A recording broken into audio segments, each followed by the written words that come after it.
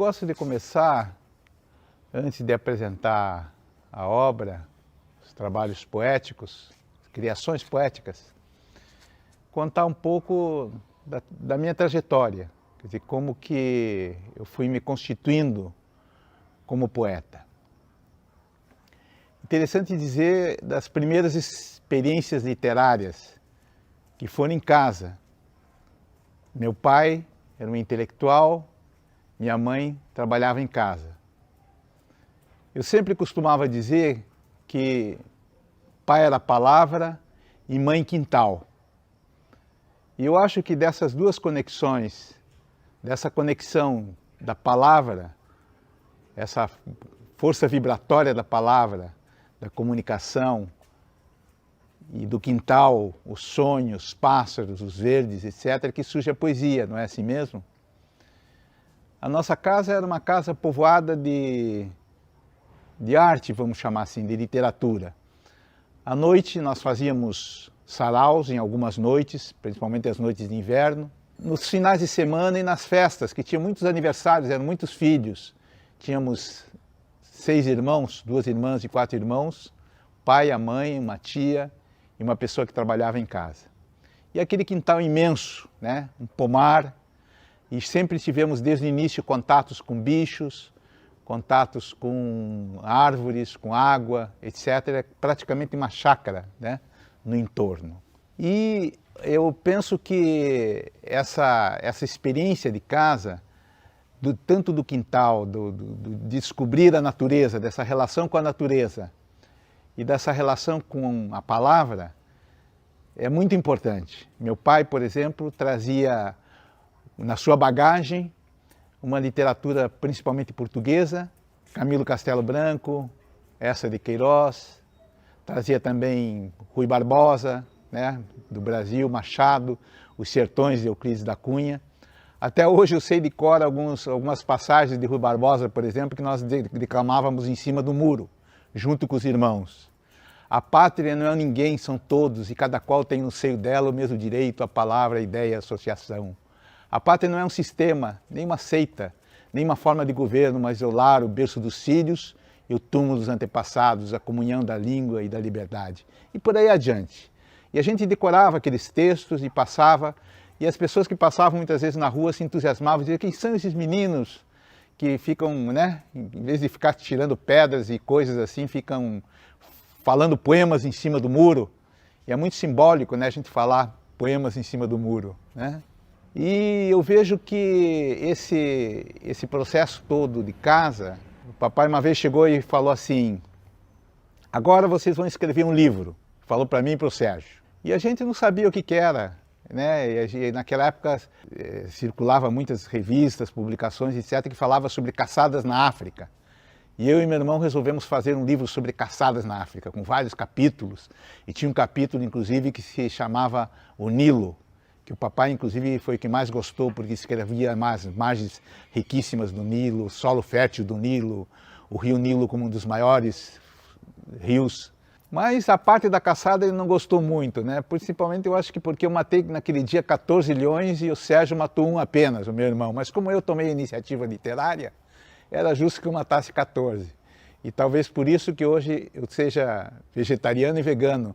Nasci para a literatura matando leões. Olha que coisa interessante, parece que é uma expiação, né? uma culpa que a gente passa para a gente se rever e ir por outros caminhos. E então eu acho que esse ambiente de casa, né, ele vai ser um ambiente muito fomentador, é um fermento mesmo. E todas as paisagens poéticas que até hoje estão presentes na minha poesia sobre a infância, a mãe no forno, naqueles agostos chuvosos, com a barriga grande, fazendo pão, né? Isso é uma imagem que não me sai da cabeça. Ou a gente brincando com os pintinhos, ou a gente mergulhando nos porões, nos sótãos da casa, trepando nas árvores. E eu acho que talvez a infância seja talvez das mais importantes motivações, não só minha como poeta, mas praticamente de todos os poetas. E hoje a gente vai ver, inclusive lendo a minha poesia, a presença de pitangas, a presença de de ameixas, a presença de laranja, a presença sabe, na natureza ela está muito presente, né? Hoje, por exemplo, estou escrevendo um livro na pandemia que se chama Da Janela, só observações poéticas sobre a janela, e que vem também um manancial muito grande desse período de vida. Mais tarde, no colégio, eu continuei a minha trajetória poética, né?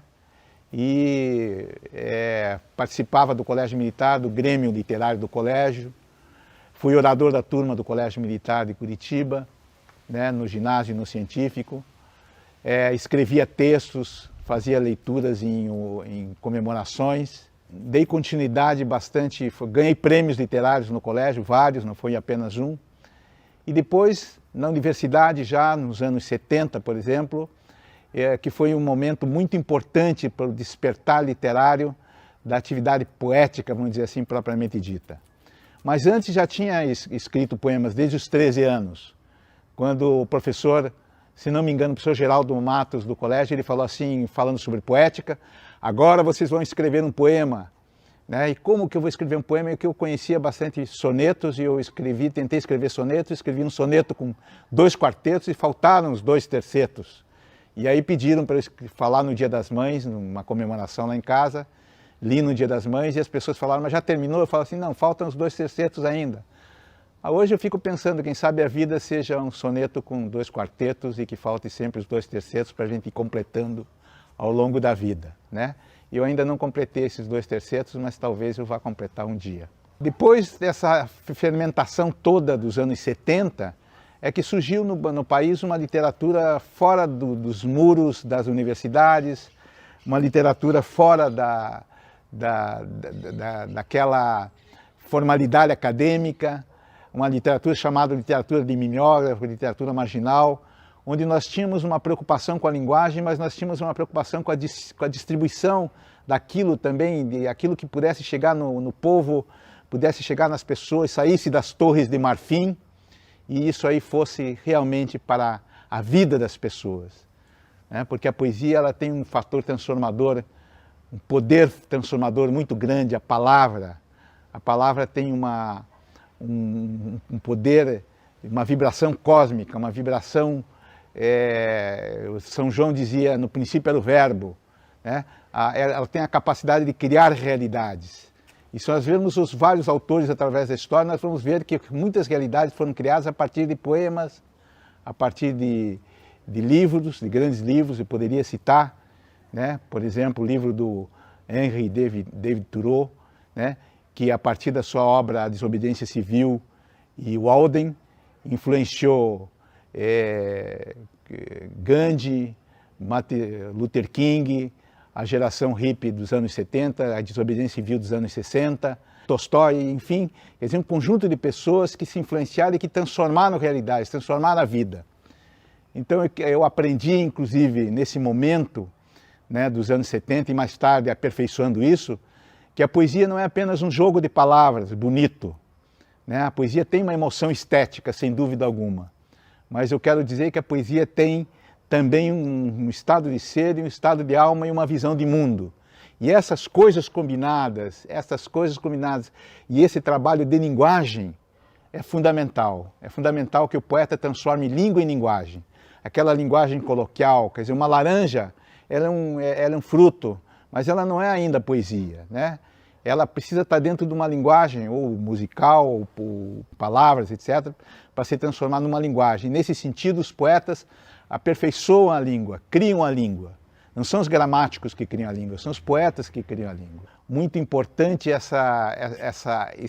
esse fator da poesia como resistência.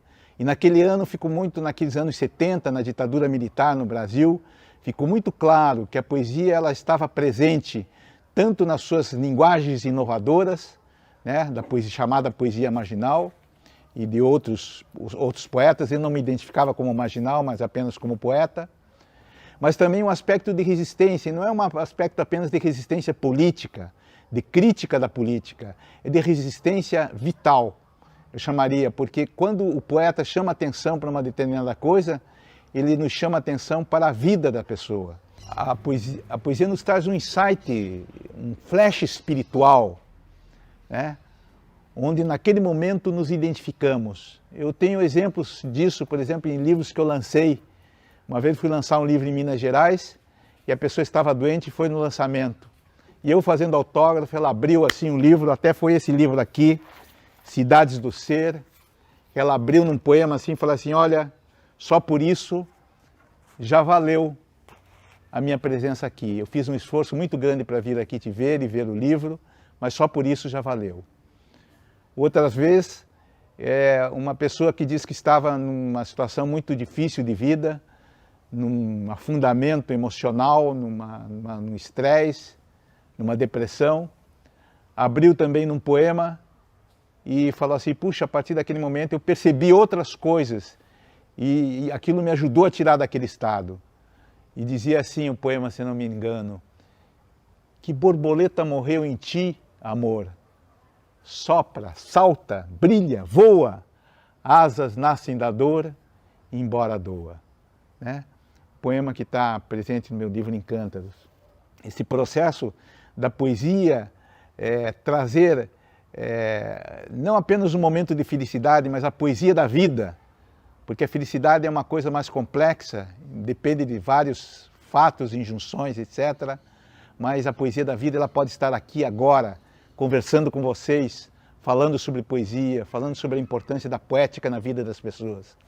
E hoje eu acredito, sem dúvida, não acredito em nenhuma sociedade que seja apenas social, cultural, política, mas uma sociedade que seja não apenas desigual, mas que ela tenha uma poesia do cotidiano, uma poesia da vida, a poesia do dia a dia, e que a gente possa descobrir isso na palavra, na compaixão, na espiritualidade, na palavra bela que desperta emoções estéticas, na vida cotidiana, cheia desse maravilhamento, né? Porque nós vivemos realmente um mundo de maravilhas, e nós não podemos muitas vezes descobrir essas maravilhas que está por trás dessas devastações e dessas péssimas notícias que muitas vezes recebemos. Mas o poeta tem esse fabuloso pendor, essa fabulosa dignidade de trazer esses elementos mais subterrâneos para a tona e muitas vezes transformar isso em cultura e transformar isso em vida das pessoas. Então, só quero dizer que assim, os anos 70, todos os anos 70, 76 lancei meu primeiro livro, chamado Dia Virá. Antes eu já tinha lançado uma antologia, Os Quatro Poetas, com amigos aqui do Paraná, Reinaldo Atten, Domingos Peregrini, Raimundo Caruso, e a gente fez uma divulgação, criou uma cooperativa de escritores, que foi um evento muito importante nos anos 70 e que passou para outros países e que publicamos em vários outros países os nossos poemas, etc. E o debate naquele momento era um debate muito interessante sobre a linguagem.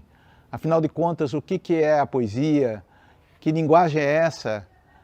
Eu lembro que a gente conversava muito e muitas vezes brigava até com o Leminski aqui, porque ele tinha uma visão de poesia diferente muitas vezes da nossa, e que depois, na verdade, era um momento, muitas coisas absorvemos dele, muitas coisas ele absorveu da cooperativa de escritores também, e eu vejo até um certo lirismo maior no Leminski a partir dos anos 70, e por aí adiante.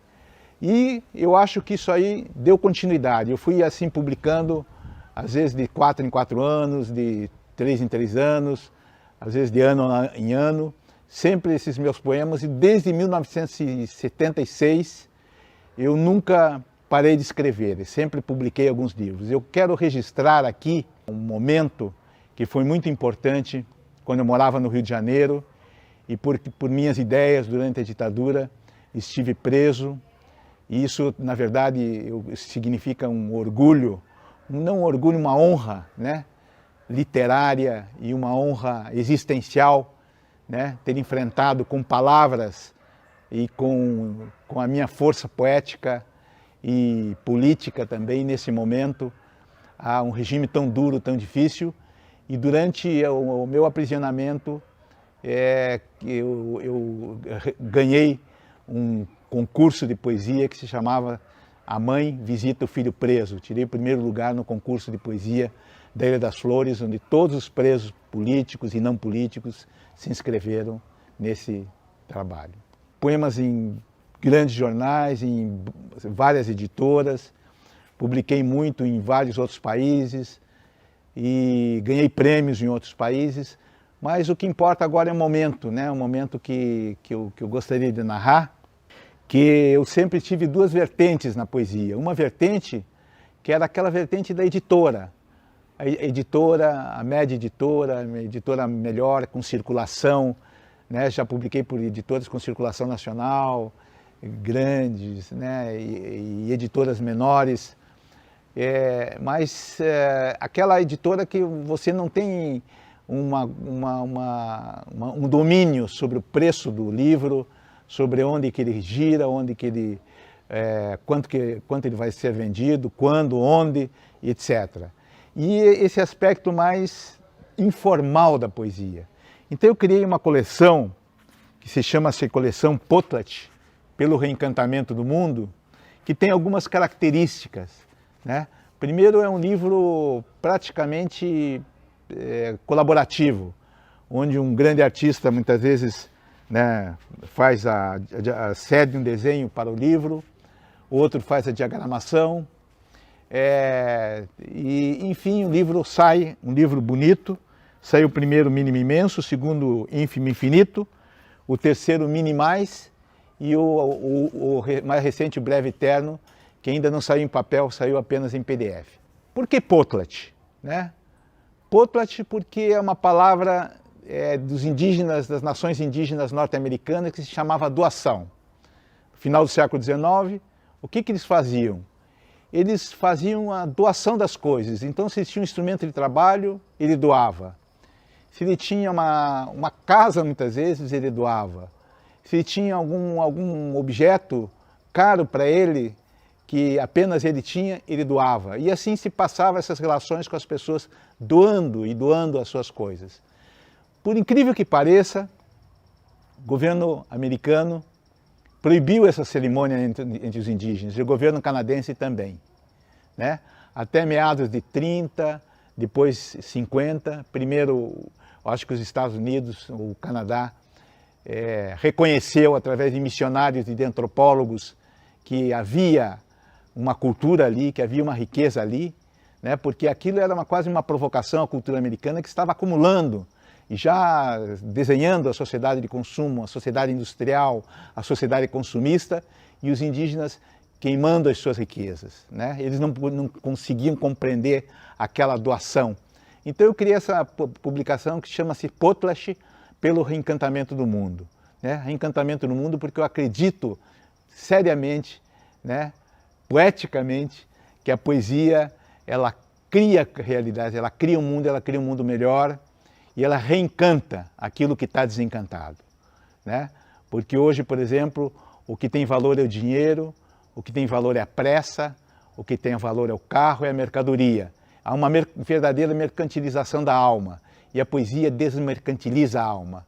Ela cria um tempo lento, ela cria um tempo poético, né? Cria uma outra temporalidade na vida das pessoas, imantando com suas palavras e com suas imagens uma outra consciência individual e coletiva. Esse livro aqui é interessante porque é um livro para ser doado. Às vezes as pessoas pensam, ele não tem autógrafo, ele não dedica, não tem dedicatória, simplesmente, por exemplo, esse Breve Eterno aqui é uma dedicatória para o breve e o eterno. Esse é o Mínimo Imenso para o mínimo e o imenso. O Ínfimo Infinito para o ínfimo e o infinito, né? Essa é a dedicatória do livro. E um livro que tem uma dedicatória que não tem dedicatória, é estranho, porque as pessoas, a primeira coisa que pedem é uma dedicatória, e o livro não tem dedicatória, e é um livro para esquecer em qualquer lugar. Então, por exemplo, se a pessoa estiver num lugar público ou privado, ela deve esquecer, porque aí as pessoas vão lá, esquecem, outro pega, outro passa e por aí adiante. Então é um ato consciente de esquecimento. Então muita gente já esqueceu esse livro no metrô, nas casas. Uma vez na mesa de um bar, ou se esqueceu o livro, falei, não, é para ficar aí mesmo, etc, etc. Então eu acho que esse ato de despojamento da poesia é que marca essa coleção Potlatch, que eu quero conduzir tanto a parte mais informal, né, dessa coleção, como a parte formal das editoras, combinar, né, porque eu acho que o livro ele não merece estar num lugar miserável, né, como uma prateleira de uma biblioteca, né, lá no fundão, ou numa livraria, ou em qualquer uma estante de casa, para não ser lido, para não ser aberto. E como diz o Borges, a poesia acontece com o leitor. Quando abrimos o livro, quando abrimos a possibilidade, as várias possibilidades de leitura que a poesia tem. Como diz Helena Collodi, no Poema e nas Nuvens nós lemos o que a gente quer ler. Uns veem nas nuvens um camelo, outro um macaco, outro um objeto qualquer. Enfim, essa coleção ela tem sido circulado bastante, tem assim sensibilizado bastante autores, inclusive, né, em São Paulo, que tem vibrado e tem procurado até fazer livros mais para serem doados, né, porque eu acho que até qualquer recurso que você gaste com poesia é um recurso bem gasto, né, porque ele tem uma força imaterial de mudança, de transformação, etc. E só para concluir, eu gosto de dizer assim, por exemplo, a importância da poesia, do ato de escrever poesia. Porque escrevemos poesia, na verdade, não. Eu tenho um amigo lá em São Paulo, um poeta, escritor muito conhecido, que ele dizia o seguinte: vocês poetas são muito preguiçosos, vocês não escrevem só escrevem quando querem, escrevem no momento que querem, ficam anos às vezes sem escrever, etc. Eu não, eu sou um contista e eu escrevo todo dia às 8 horas até meio-dia, eu escrevo lá com disciplina, vocês não têm disciplina, etc. E eu explicando para ele ganhou prêmios, inclusive, etc. E fala assim: olha, Rony, na verdade o poeta é outra lógica, é outra forma de ser. E eu tenho, por exemplo, uma noção assim de que o poeta, pelo menos para mim, as coisas acontecem dessa forma. Eu não estou escrevendo nada no momento, daqui a pouco eu recebo aquilo. Pode ser uma palavra nova, pode ser um gesto novo, pode ser um movimento da natureza novo, pode ser uma notícia nova, e que vem, a poesia chega e ela vai chegando como uma forma de pertencimento, uma forma de pertencimento a um todo maior do que eu. E, na verdade, eu corro atrás da poesia e a poesia corre atrás de mim. É como se um poema que diz, do meu livro Cidades do Ser, eu não escrevo poemas, poemas me escrevem, a obra é a vida e eu pertenço a ela, braços que acordam na janela. Ontem, olhei no espelho de relance e nada gostei do que vivi. Talvez o tempo eu não mais alcance, pois também não gostei do que morri. Tempo pedra se desfaz de lento, eis a dura intempérie inelutável. Até uma árvore sem folhas e sem tronco, forma que faz presença no invisível. Um mago que faz sumir os traços, um lenço, um pombo, uma coisa sem nome. Depois se eleva um pássaro a um vasto ser que nunca some. Que mundo fantástico quando sobe pelo ventre um fio que ilumina e somos somente a nossa obra-prima. Ó, por tudo que morri e que não choro, por tudo que habito e que não moro, por tudo que vivi e que não hei. A vida é tão espanto e tanto, fantasia que se veste de real, um rei sem reino e sem vintém. Cala a boca, morte. Quem me fala assim? Sou a vida, morte, foge-te daqui. Minha irmã de tudo, minha outra face, minha mão siamesa, quem te faz tão bela? Não sou eu acaso que te faz sentido? Não sou eu acaso que te dorme linda com o meu vestido? Mas se dorme cedo sem te ter vivido, sou um ser horrível, com nada parecido, que possui o outro sem se ser possuído. Não fogo, sua imagem nua, sem sua alquimia, o fim, o princípio. Ali onde termino, onde começo e solar transformo tudo em sol. O fogo, que inicia a água, que inicia a terra, que inicia o ar, que inicia. Procuro meu rosto na noite, o rosto dos homens, e Deus na treva difícil. E ali está Ele no centro, o coração ofegante, tochas acesas em todos os arquétipos. E tudo é ouro e cinza, linguagem voraz e transcendente. Nascem meus olhos de pânico e luz na iridescência infinita e recomeço como quem atravessa o fogo.